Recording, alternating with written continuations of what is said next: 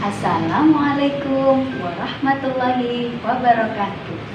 Bagaimana kabar anak-anak semuanya? Alhamdulillah, luar biasa, Allahu Akbar. Oke, hari ini kita akan belajar mengenai bersih itu sehat. Di sini siapa yang mengetahui arti bersih dan suci itu? Nah, siapa juga yang sudah bisa melaksanakan wudhu dengan baik atau tayamum dengan baik dan benar? Oke, untuk bisa praktek membersihkan badan dengan baik, bersih dan suci, wudhu dengan benar dan tayamum dengan baik, mari kita ikuti pelajaran ini dengan baik. Sebelumnya, kita awali pembelajaran hari ini dengan pembacaan basmalah. Bismillahirrahmanirrahim. Anak-anak, tahukah kalian apa arti bersih dan suci itu? Bagaimana melakukan wudhu yang benar?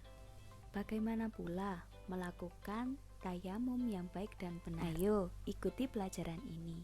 Insya Allah, kalian akan mengetahui dan dapat mempraktikkan cara membersihkan diri dan bersuci yang baik dan benar. Yang pertama yaitu, apa itu bersih dan sehat?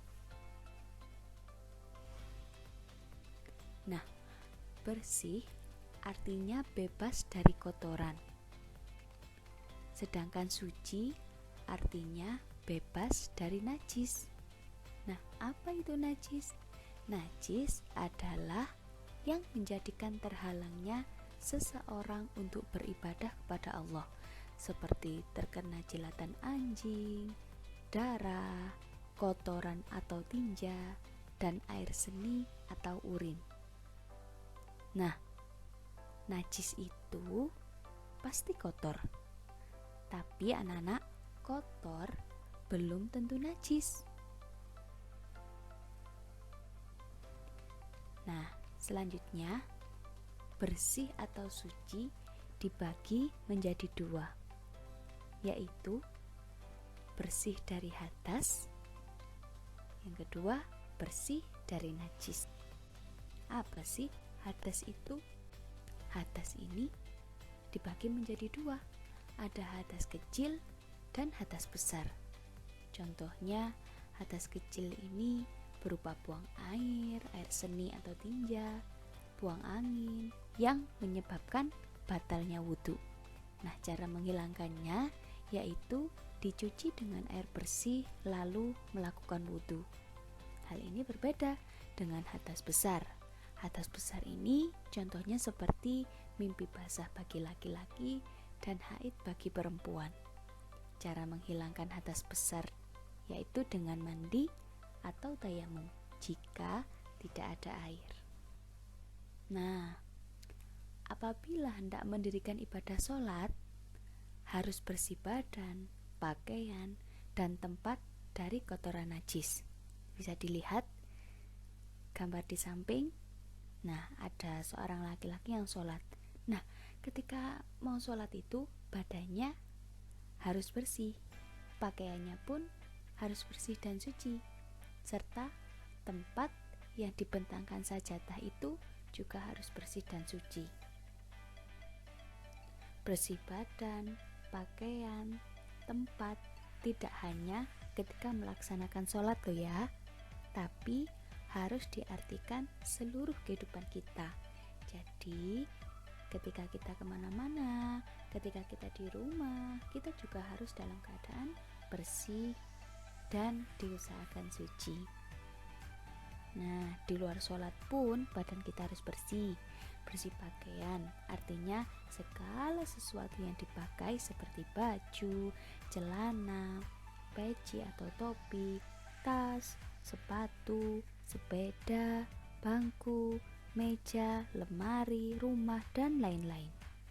Bersih tempat seperti ruang tamu, ruang dapur, tempat tidur, tempat makan, tempat belajar, ruang kelas, tempat bermain, halaman, gudang, dapur, WC atau kamar mandi, dan lain-lain.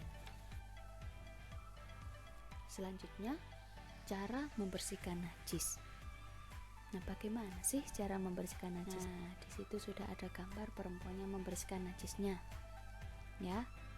Nah, membersihkan najis dari air, dari darah, dari air seni, dan dari tinja harus menggunakan air mutlak. Misalnya air sumur ataupun air hujan. Apa sih Bu air mutlak itu? Air mutlak itu adalah air suci yang mensucikan. Caranya, air yang datang dikucurkan ke benda bernajis, bukan najis yang datang ke air. Nah, seperti yang ada di gambar itu, ya, seorang perempuan itu mengucurkan air ke kain yang terkena najis itu tadi.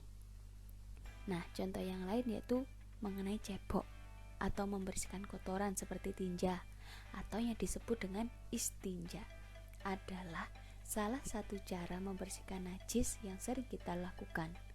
Cebok harus dilakukan setelah buang air kecil atau buang air besar. Nah, cebok ini dapat menggunakan air, tisu, batu, ataupun benda kesat lainnya. Bila cebok menggunakan air, maka tangan kanan menyiram kubul atau dubur, sedangkan tangan kiri mengusapnya hingga bersih. Jangan sampai terbalik loh ya anak-anak.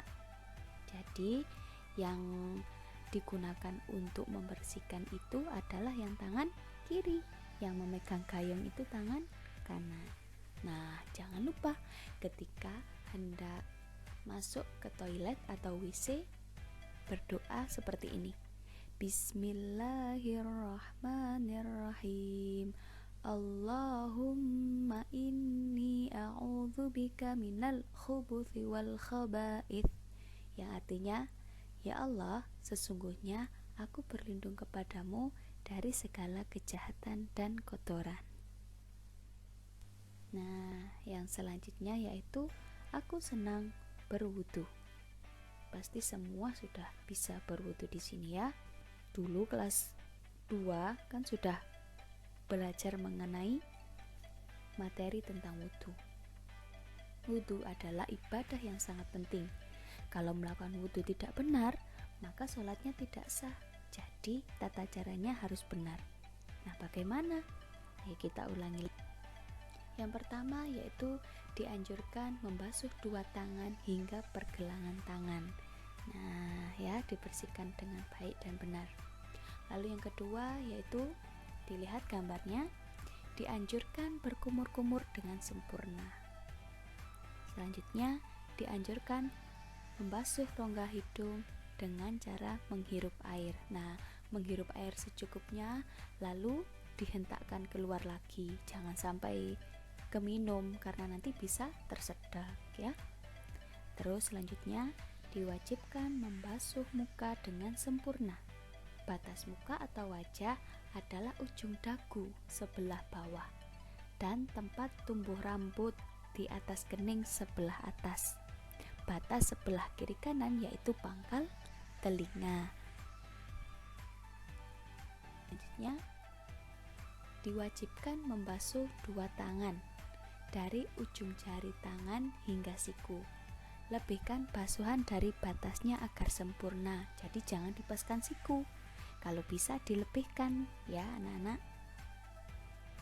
Lalu yang keenam, diwajibkan menyapu atau mengusap kepala sebagian atau seluruhnya. Yang nomor 7 yaitu dianjurkan mengusap 2 daun telinga bagian luar dan dalam. Nah, jangan lupa ya, ini dibersihkan. Yang terakhir yaitu diwajibkan membasuh 2 kaki dari ujung atau telapak kaki hingga mata kaki. Lebihkan basuhan dari batasnya agar sempurna. Dan jangan lupa semua dilakukan berapa kali? 3 kali. Nah, yang selanjutnya yaitu ayo belajar tayamum. Tayamum merupakan keringanan yang Allah berikan bagi orang yang kesulitan mendapatkan air atau bagi orang yang tidak diperkenankan menggunakan air karena sakit.